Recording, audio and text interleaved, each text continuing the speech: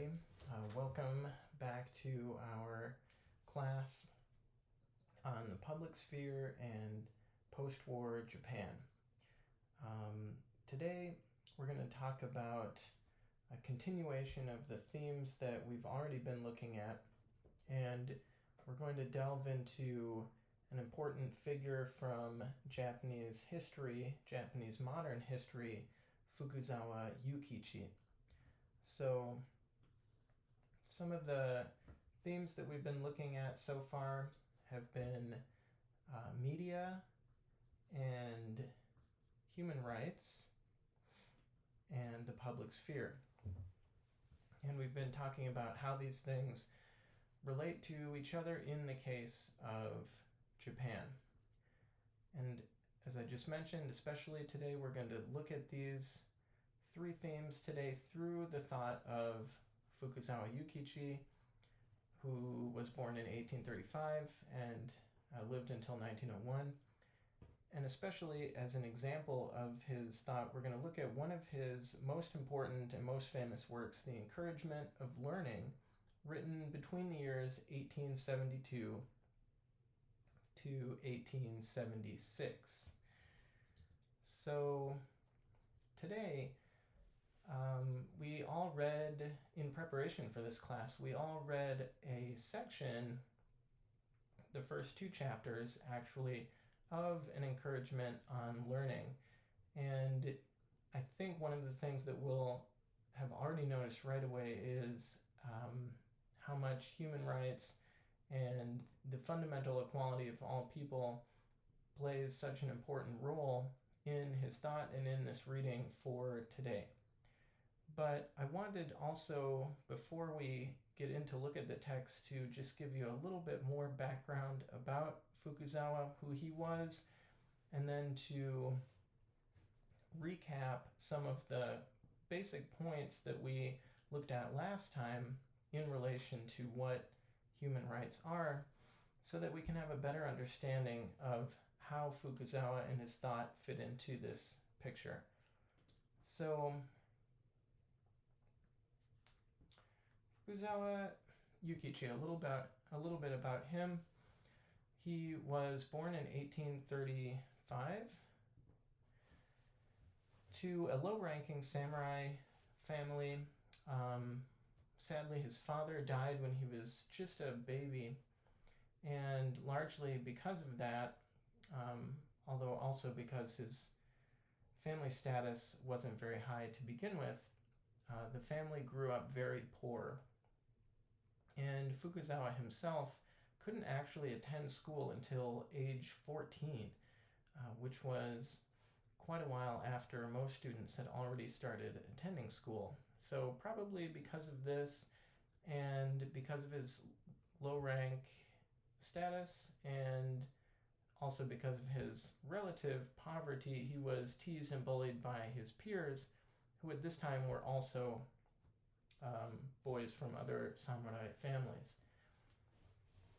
But he didn't let this stop him, and in fact, I think these experiences, I'm guessing, really informed the rest of his life and his worldview, especially the fact that he got kind of a later start, and so education at this time mainly focused on Confucian, learning the Confucian classics, and some more of the Japanese classic texts, and being able to recite them by heart, and it would especially focus on kind of moral learning and education, but it wasn't really a practical education per se. So later, Fukuzawa is going to be very critical of this kind of education. He's going to advocate for practical learning and knowledge acquisition based on the Western model. And so I think a lot of this probably has to do with the way that he grew up and how he got a really late start on learning these kind of Chinese and Confucian classics to begin with, and then how they caused him to how that experience of being bullied especially really kind of probably gave him a bad image of that kind of schooling. And also, of course, what we notice here as well right away is the importance of rank and status, things that Fukuzawa later in his life very vehemently denounced in his calls for the fundamental equality of all people. But anyway, he eventually, he was very bright, very gifted, and had a great talent for learning, and he also had a great passion for learning and a drive that motivated him probably well beyond that of many of his peers. And so he had eventually attended a called Teikijuku, which focused on Western learning and Dutch studies, especially. I believe this was in Osaka at the time where he's doing this.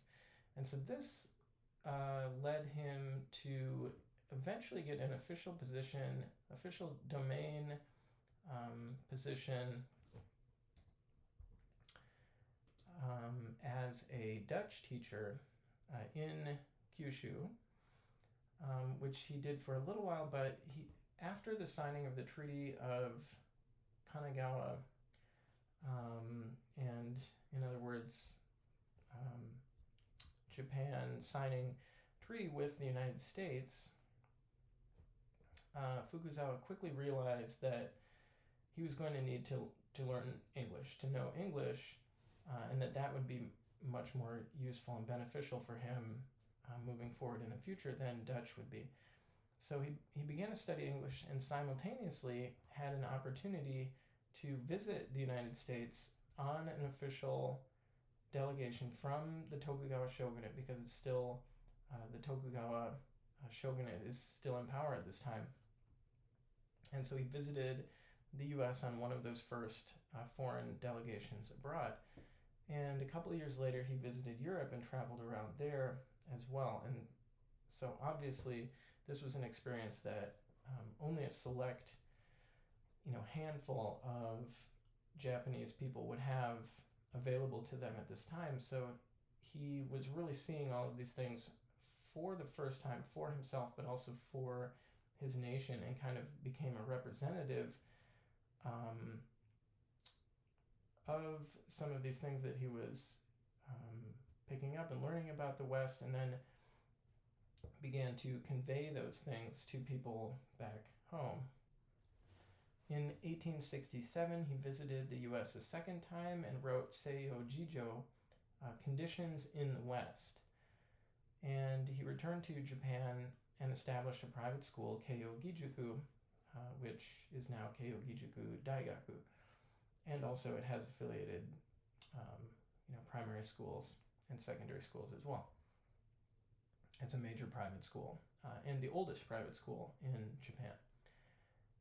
1 year later, the Meiji Restoration broke out, and this was huge because this was a civil war which overthrew, eventually, the Meiji loyalists overthrew the Tokugawa Bakufu, the Tokugawa shogunate, in the name of restoring the emperor, restoring power to the emperor, who was the Meiji, renamed Meiji at that time, so the Meiji emperor. And that began the Meiji-era, which lasted from 1868 to 1912.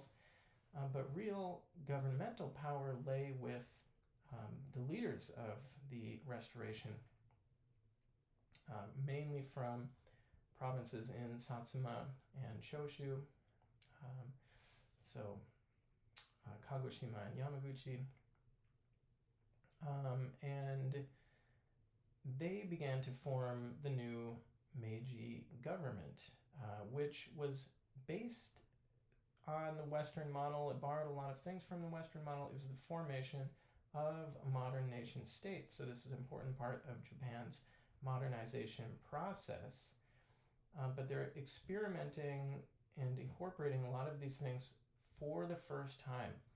And they incorporate some of them to greater degrees than other. When I say them, I'm talking about Western models of government, modern military, and all kinds of patterns of Western thought, including Western styles of learning, science, and just general attitudes and all of these things. So in 1872, between 1872 and 1876, Fukuzawa wrote Gakumon no Sume as a series of 17, I believe, pamphlets, which were widely distributed and written in easy to understand language, advocating for the importance of learning, but for the importance of practical learning based on the Western model. So again, not just Confucian classics, but modern science, geography, math, reading, writing, all of these things that we tend to take for granted as, being just synonymous with education today. In 1874, he wrote Bunmei Gairon no Gairyaku, an outline of a theory of civilization, in which he saw and described civilization as consisting of both material and spiritual aspects. The latter can be achieved, he thought, through learning and education especially, and therefore, since he thought both of these things were essential to becoming a civilized nation, he thought it would be worthless or useless to just import Western technology without also learning and acquiring Western knowledge as well. And then in 1882, he started a newspaper, Jiji Shimpo, which is still around today, or it later became, I guess, maybe Jiji Tsushin. I think they're related, I hope. Anyway, I think it's around today, but maybe I'll double check. But he started the newspaper, the Jiji Shimpo, which advocated for Western learning, individual and national independence, and human rights, amongst other things.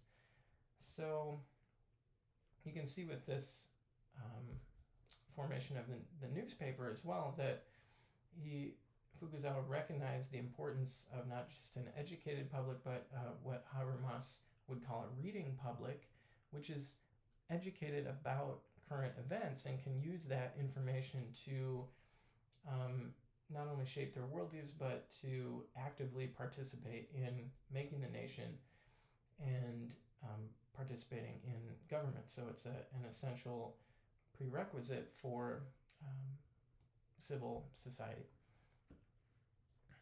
Okay, so then moving forward, we're going to look at one quick thing, actually.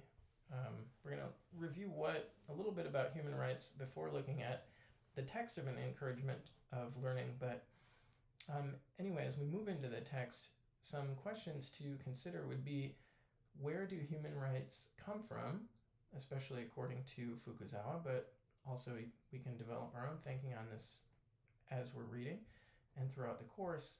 How did Fukuzawa perceive human rights? And what do you think might be some of the benefits and shortcomings of his views? So, also to review, in a previous class, we looked at, I highlighted this Stanford Philosophy Department, Stanford Encyclopedia of Philosophy, which has an entry on the topic of human rights. And it raises some important issues that are kind of good, I think will be good to always keep in the back of our mind as we move throughout the course. So the general idea of human rights being, of course, universal. We discussed that, but one interesting question is that how can human rights exist and where do they come from? Obviously, they're enshrined in various national and international laws and declarations, but there's also a moral basis to human rights. So then that raises the question of where do morals come from?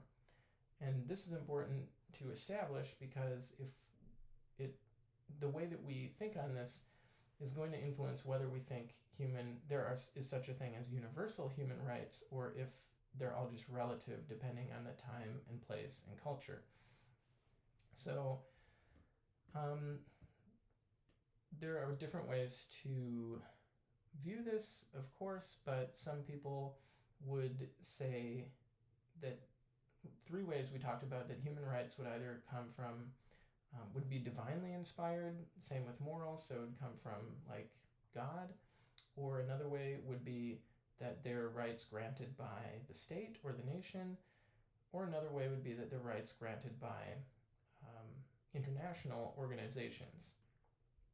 And maybe we could add a fourth way that would just be kind of, we could call it the more secular or humanist way of thinking, which would just be that, well, people are born equal, they're born with human rights, this is just something we innately develop and have.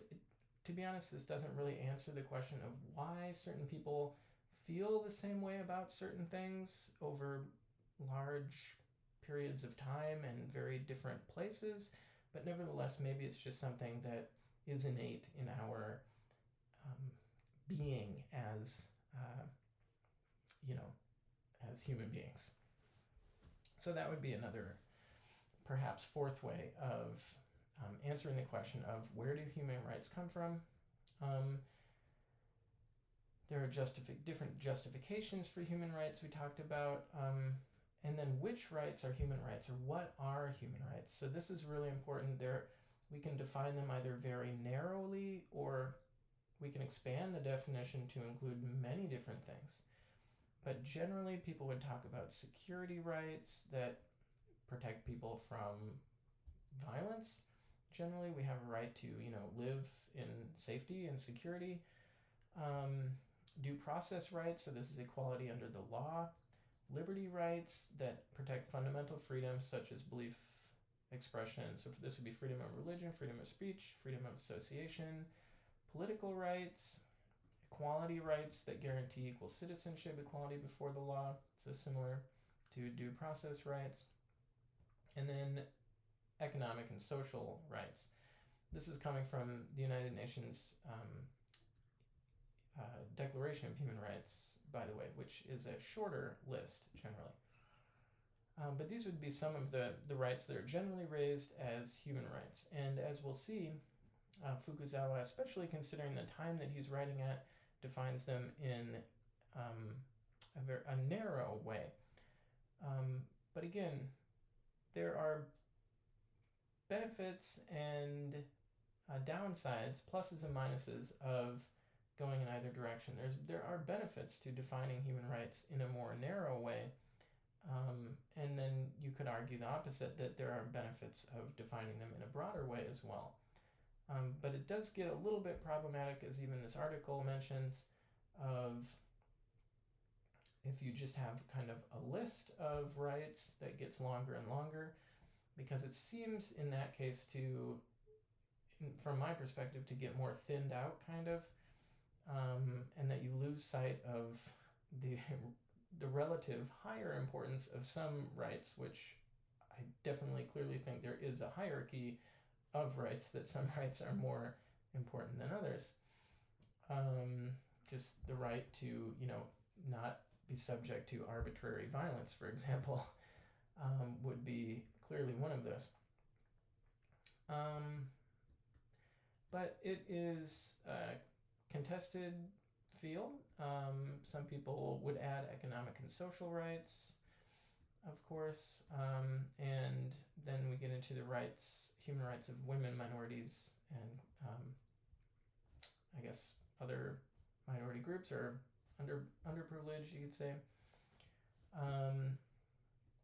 And then how much and to what extent do we emphasize those groups' rights, and are we attempting to expand a small set of universal rights to those groups, so just kind of attempting to keep expanding the original Enlightenment ideals supposed to be inherent in the project of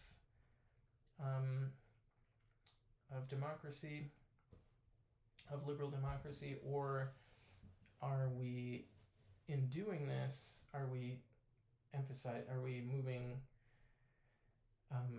totally into the realm of kind of factionalism, which would be closer to identity politics issues.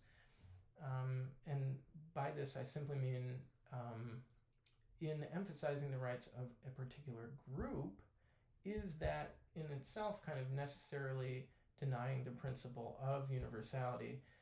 And I think we can clearly see how this plays out in that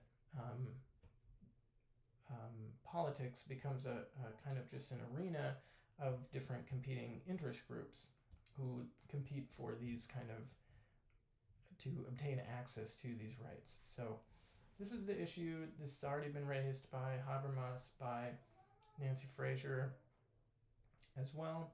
I'm not going to, say which one is right or better than the other. I think there's probably benefits and downsides to various different perspectives. But anyway, this is some of the background. So let's move into the text of Fukuzawa Yukichi and 1874, an encouragement of learning. Okay. So, 1 second here as I pull up my notes to go along with this. Okay, so we're going to start from the first chapter, the first essay. Kind of skip through some of this.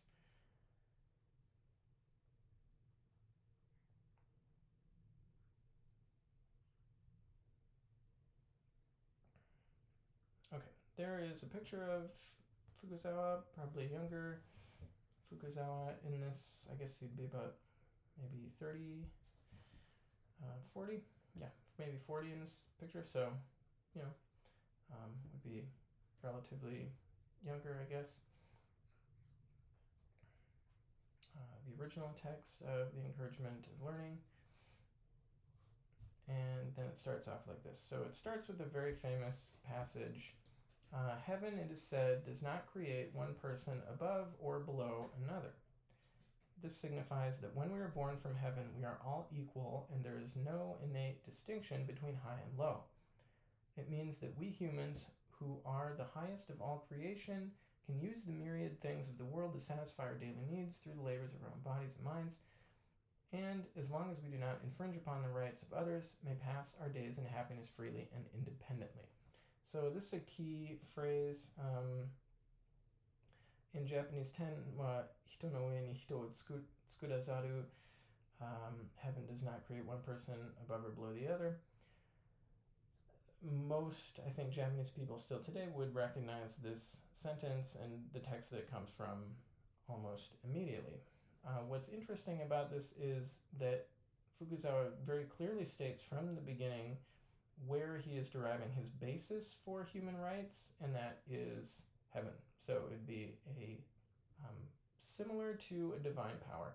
The point here is that it's not from men and it's not from laws. And we'll see why he has to do that. And almost all people early on, all of the original writers coming out of the Enlightenment and developing the concept of human rights had to appeal to divine powers because in the societies that they were living, they did not have those rights granted to them by the government. So those rights did not exist in society, but they recognized that they recognized it somewhere in their consciousness that there is an ideal situation of how things should be. So in order to achieve that, they had to appeal to a higher power. Similarly, in all bourgeois revolutions, how would they argue against the feudalism, against the rule of kings and queens? And if this was supposed to be established, and that was the government, they had no other avenues to appeal to. So it's partly solving a logical problem, but I think it still remains a powerful kind of argument today. And then he brings up the topic of, or the keyword independence. So this is another keyword for Fukuzawa, as we'll see throughout the text.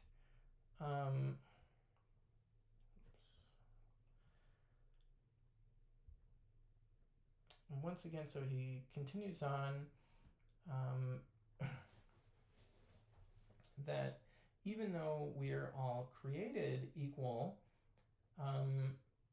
the reality is different, that there's status, there's rank, there's things are not equal. Actually, there's wealth inequality and all of these things. So Fukuzawa's solution is, first of all, to recognize the principle of human rights, and then to achieve, I think he argues for something like equality of opportunity, basically, and then especially within that, the equal opportunity to education, which he sees as the key to developing this kind of important spiritual principle, obtaining knowledge, obtaining human betterment, what he calls civilization, and whatnot. But these outward forms, so equality themselves is granted from heaven, but the outward forms which themselves are unequal, that is not because of some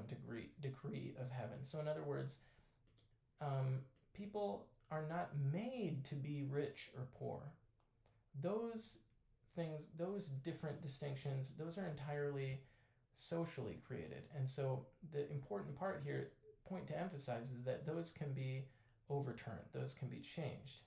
As the proverb says, heaven does not give riches and dignity to the person himself, but to his labors. And so, as I said above, there are no innate status distinctions separate the noble and base, the rich and the poor. Like this. So he goes on to argue for practical learning right here as kind of the key to personal development and to gaining independence, to gaining civilization, to gaining basically what he would also describe, I guess, as freedom, and to realizing these innate freedoms and overcoming the social bounds and the man-made distinctions. Place here, he says, or capacity means to achieve one's own personal freedom without infringing upon that of others, based on natural principle and in harmony with human feeling. He applies these things to the nation. So again, freedom and independence refer not only to the private self, but to the nation as well. And then he goes on to talk about he applies the same principles of individual freedom, independence, and equality to nations. So there's also equality between nations. There's national independence, and that these things are important. So there's emphasized here is the principle of universality, I think, really emphasized in its purest ideal form. He says, Japan and the nations of the West are peoples who live between the same heaven and earth, feel the warmth of the same sun, look up at the same moon, share the same oceans and air, and possess the same human feelings. So this is a really radical idea, actually, that heaven doesn't create one person above the other, and it doesn't create one nation above the other, that we are all equal. And he means this and he knows, of course, that this is different than the reality, that reality is not living up to this principle, but what he's saying is that it should, in principle, live up to this. So there's a lot of idealism here, as there is with still inherent in the idea of human rights, but nevertheless, it's still a very appealing principle. And he goes on, we should mutually teach and learn from each other without shame or pride. You have to remember also that Japan's position relative to the West was very weak at this time. Japan was just a small, pretty much insignificant country. It had barely avoided, being colonized itself, and that was still a danger even at this time that he was writing. So its independence was not guaranteed by any means, and yet he's standing up kind of to these Western powers and saying, look, we have a right to exist. just like you do, that there's basic fundamental equality. And so he's urging, or he's imploring, he's using Western thought and the principle of fundamental equality, and he's challenging, I should say, Western nations and the reader to actually live up to this principle. Okay, sorry, let me just go on here.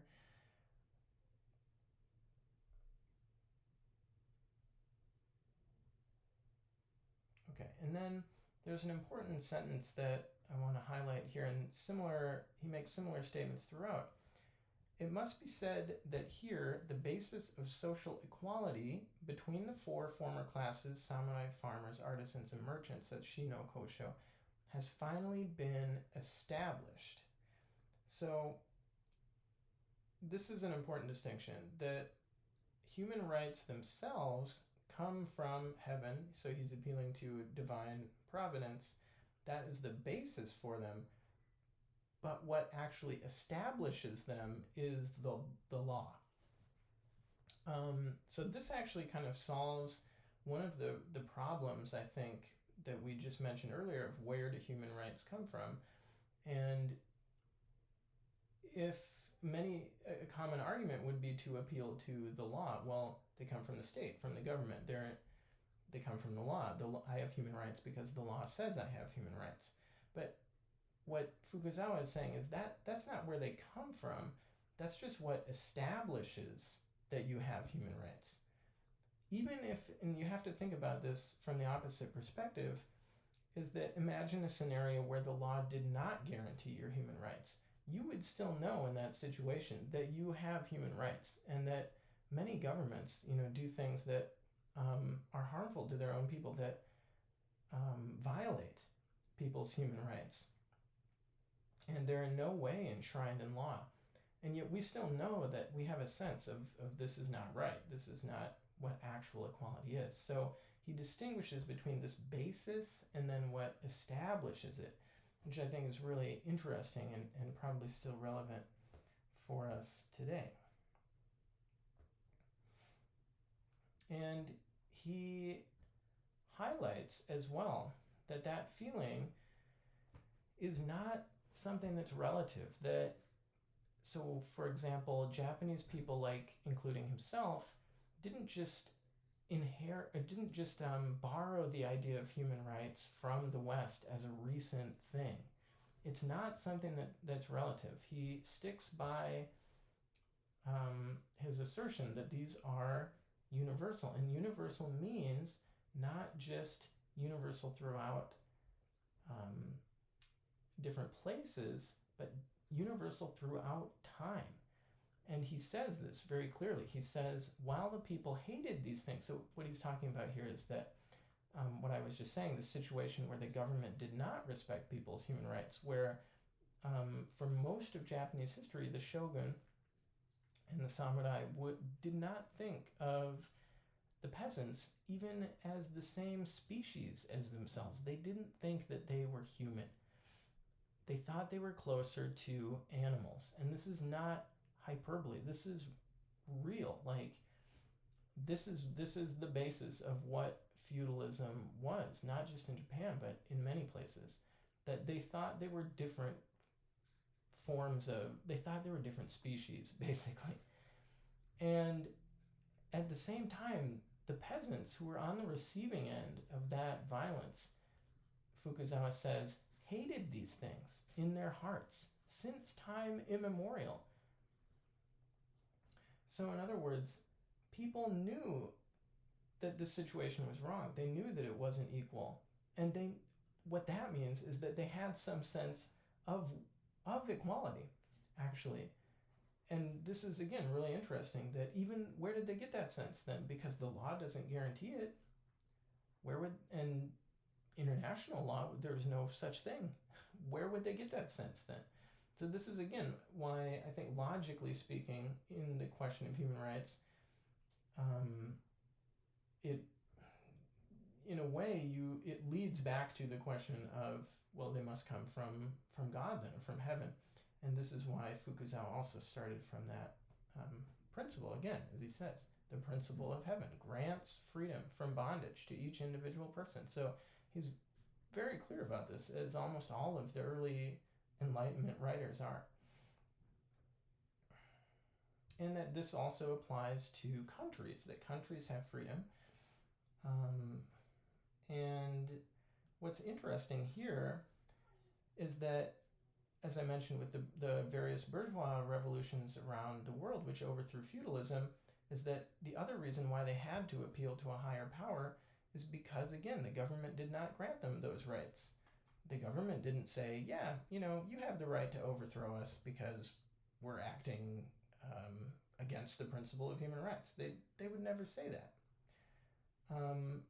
So it was kind of a necessity at the time as well. And Fukuzawa mentions a similar thing. Consequently, if there is some threat which might infringe upon a country's freedom, and here you can substitute the word individual for freedom, that country or individual should not hesitate to take up arms against all the countries of the world, he says, but he goes on. Analogously, if there is someone infringing upon another person's individual freedom, the threatened party should not fear even the officials of the government. So you can imagine why this would be quite radical and why the idea of human rights is radical, because if you assume that they come from a higher power and not the state and not international organizations, it means that you would hypothetically, in certain situations, be justified in defying the state or international organizations if they go against that higher principle, which feudal societies, of course, were. So this is, again, really, really interesting. He makes this distinction, again, between the basis and established. He says, now that in these times, the basis of the equality of all classes of society has been established. Again, basis comes from heaven, he says. Establishing them means that they're established in law.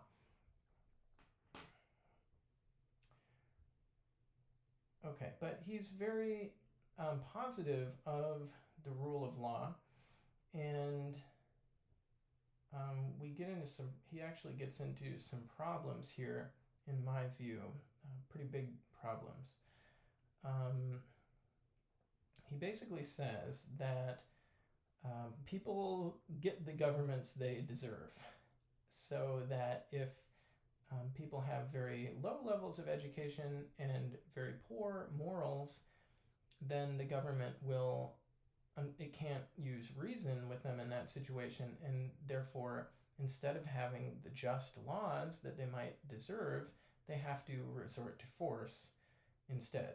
And he says the method of rational persuasion is useless to control such stupid people, he means without learning, or who don't try to improve themselves. The government is forced to use power to intimidate them. It is because of this that a Western proverb, I have no idea which proverb that is, says that there must be a harsh government over stupid people. It is not that the government is harsh, the stupid people have invited this misfortune upon themselves.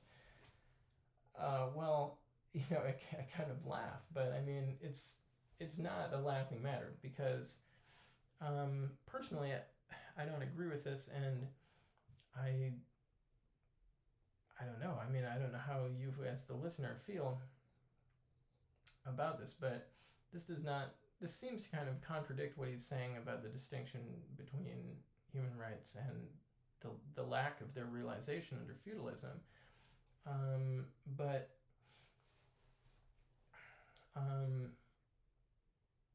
yeah, I don't exactly, I'm still kind of,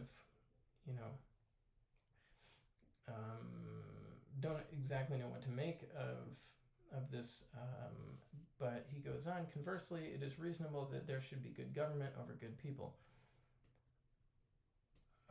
Clearly, I don't think this is the situation. I mean, as he already just explained with the example of feudalism, people can have inherent rights, they can have, and they can realize that or recognize that principle in their hearts, even though it doesn't exist in society. And they might be acting, I think, in completely, they'll probably be acting more morally upright, or in a more morally upright way than a despotic government in many cases, to no fault or blame of their own. So this doesn't seem like a very accurate portrayal of politics, but I think what he's doing here is that he's defending modern Japan in a way, and because its laws and its government, the Meiji government, is still so new and so fresh, and Fukuzawa was really positive about that because he saw this as being a progression, as a move away from feudalism and trying to establish a country based in modern law. And he therefore thought that people had a duty to follow that law. And also you have to remember that he, I think, in a way, is definitely subject to a lot of elitism, even unfortunately, or ironically, maybe despite his background, which many thinkers at the time were, which looks down on uneducated people and on average peasants, and who kind of were afraid of average people and peasants, I think, and didn't really want to give them, just hand over the reins of power to them unless they filled some certain conditions. And Fukuzawa clearly thought that's why he's writing this text, an encouragement of learning, because he thought that those conditions were not yet being filled in the society of his time. He thought people needed to obtain knowledge first before they could really realize these principles and these rights, and actively, participate in shaping the direction of the nation. So I see where he's coming from, but I think this is not an accurate analysis of society. Okay. So that ends the first chapter, the first essay, and then moving on to look at the next one. Learning in the broad sense can be divided into immaterial and material spheres, he says. So again, it's similar to his theory of civilization, that it has material and spiritual aspects. And he goes on to talk about, what is learning, might be similar to the idea of kind of a critical reading public, I think he is kind of describing. But again, the phrases "all men are equal" appears, many times here. And then he gets into human rights, and he uses this exact term, as you can see. So this is a really interesting part, and we need to talk about this a little bit. Equality means equality in essential human rights, even though in external conditions there may be extreme differences between rich and poor, strong and weak, intelligent and stupid persons. So, he uses the term stupid person, which is kind of a harsh term, but we shouldn't be thrown off by his language. What he's doing here is he is again talking about this important distinction that human rights are not something that is just granted by man or society, because how could they be? They don't, and especially at his time, they didn't exist in society. They weren't realized to any extent, really. So there must be some other source of them. So, and it's different than and it's also different. This is important too. He distinguishes human rights from just simple equality, and this becomes clear as you read on. But he before that he makes a bunch of other important statements discussing what this means. And so what he means by human rights is, when we read this, what we realize is that he has a very narrow definition of human rights, and it really just means the essential value. And this is what I want to say, so I need to back up. He uses the phrase, no, I have it highlighted, of course. The essential value. So this is what he really means by human rights. It's just the fundamental value of each human life. The lives of the feudal lord and laborers were equal in essential value. But of course, feudal lord and laborers were not actually equal in terms of their material circumstances. So he's making this distinction. He's not saying that, okay, because we have human rights, we should all be equal then. He's actually not saying that. He is saying that he is saying there should be equality of opportunity, and that he talks later and at many other points about things being based, that everybody should have a chance to raise their status, so that the status shouldn't just be inherited, wealth shouldn't be inherited, and things like this, but that it should be based on merit. But at the same time, he's not saying that because we have human rights, there should be complete wealth equality, or there should be no difference in class or status distinction. So he's definitely not going that far. He has a much more narrow definition of human rights, which is just simply that all people are equal in essential value. And this is actually really all that he means by human rights, I think. And he goes on to clarify this. He says that it would be kind of, twisting the idea of human rights just to think that this means complete equality. But this is a misunderstanding and confusion of the outward appearances of things with essential human rights. The estate steward and his peasants may have differed in outward circumstances, but they were equal in essential human rights. So this goes forward and backward in time. That this principle of what he's talking about, the fundamental value of each human life, was not recognized. It was denied to people under feudalism.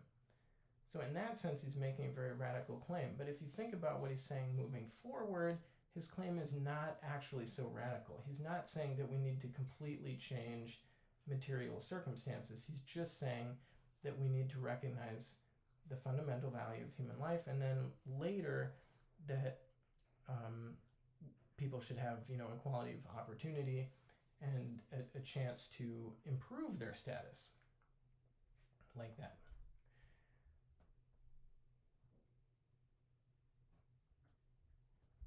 Okay.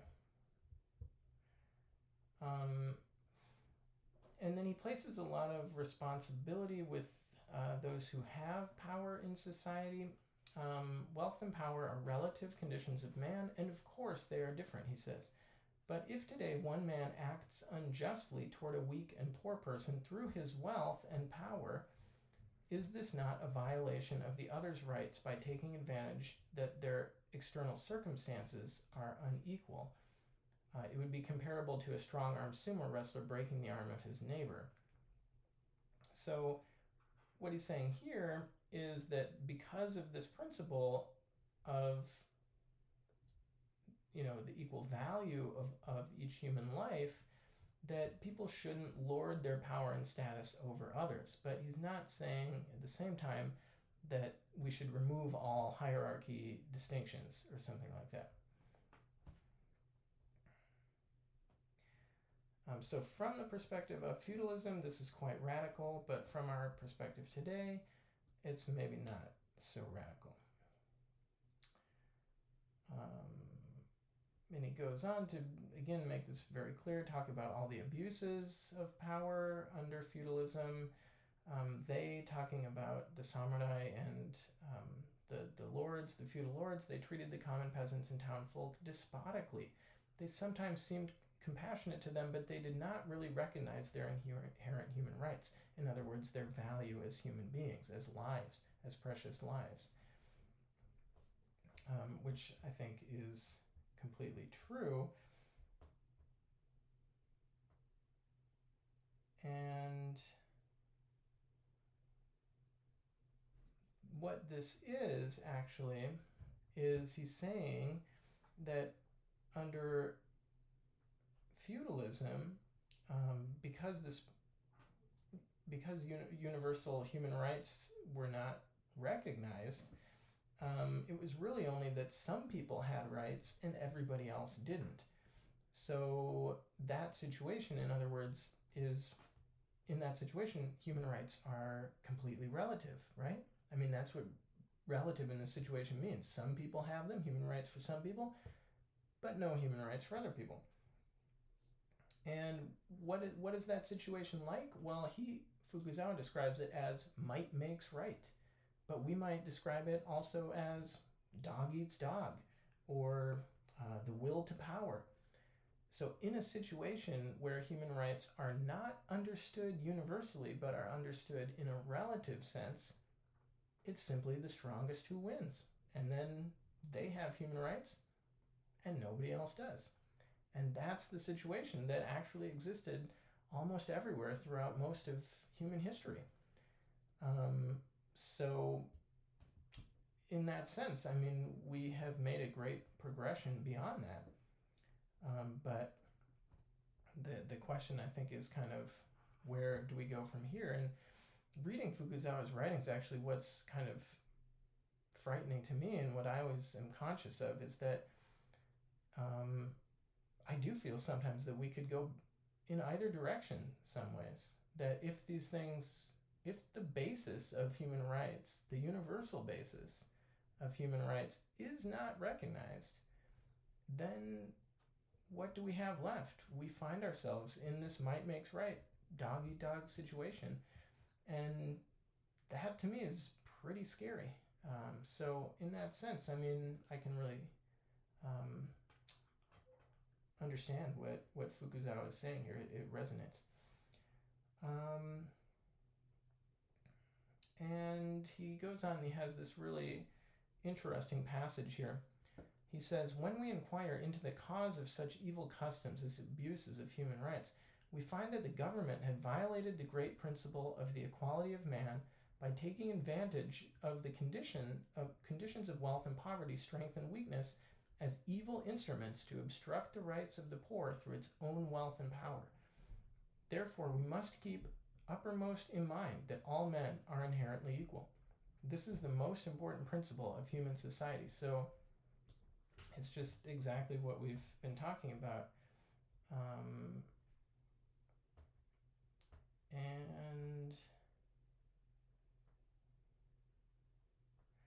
But then again, he goes on and he talks about how people have then a duty to kind of obey the laws and respect the laws when those laws are, in his view, are establishing human rights. And if they don't respect those laws, then they can find themselves in a situation in which the government is becoming more despotic, he says. And so he clearly kind of says this. This is the idea that I still don't totally agree with, but this is what he says. And consequently, I'm saying that if people want to avoid tyrannical government, they must forthwith set their mind to the pursuit of learning so as to elevate their own talents and virtues to a position of equality with the government. This is precisely the purport of the learning I am encouraging. So why is learning knowledge important? It's to realize this principle, first of all, of the fundamental equality of all people, of human rights, and then to ensure that this is enacted, that this is established in law and recognized through the government. and that this can be a two-way street, he's kind of saying. So yeah, those are the sections that we read for today. There were just 2 short chapters, but there's a lot of material there to get into. We can go back and kind of think of some of these questions that I asked us to think about at the beginning. Where do human rights come from? How did Fukuzawa perceive human rights? What do you think might be some of the benefits and shortcomings of his views? And just as we've seen, in Fukuzawa's perspective, he answers this as they have this kind of divine basis in heaven, but they're established through law. They're either established or not established through law. How did he perceive human rights? He perceived it in a more narrow sense of just the equality of each human life, but didn't really go beyond that much. He would just say that then should be realized through learning, education, equal opportunity. And then what do you think might be some of the benefits and shortcomings of his views? As we've already kind of highlighted, he says some things about how if people themselves are acting immorally or not respecting each other's human rights, or not making an attempt to kind of at individual betterment, then they're inviting despotic government upon themselves. I guess as I say this more, or kind of rephrase it in this way, it kind of starts to make more sense. So there's parts that I can agree with, but some of it seems a little bit contradictory to what he was saying earlier about feudalism. So anyway, there's always something to when we read old texts like this, there's always something that we can find that resonates with us, and other things that don't. But that in and of itself is interesting to think about. And in any case, Fukuzawa himself is such an important thinker. If you read anything on human rights in Japan, they almost always mention that the concept in the Japanese context came from Fukuzawa and from like this text that we read today. So this is why it's so important, and it's why it is the first reading in our study of human rights, the media, and the public sphere in post-war Japan. So thanks a lot for listening. This talk got a little bit longer than I expected, so if you made it this far, awesome. Thank you very much, and I look forward to seeing you again next time.